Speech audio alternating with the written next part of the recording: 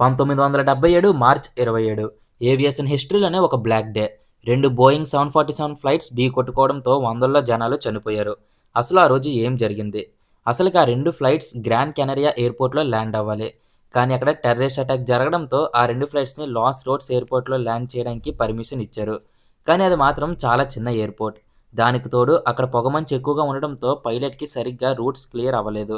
చిన్న ఎయిర్‌పోర్ట్ కావడంతో ప్లేన్స్ 2 ఒకే రన్‌వే మీద ఉన్నాయి. ఇక్కడ పైలట్‌కి, ఎయిర్ ట్రాఫిక్ కంట్రోలర్‌కి కమ్యూనికేషన్స్ ప్రాబ్లమ్ వల్ల 2 ఫ్లైట్స్‌లో ఒకటైన కేఎల్ఎం ఫ్లైట్ పైలట్ టేకాఫ్‌కి రెడీ అయిపోయారు. కానీ పాన్ ఏఎం ఫ్లైట్ మాత్రం ఇంకా రన్‌వే మీదే ఉంది.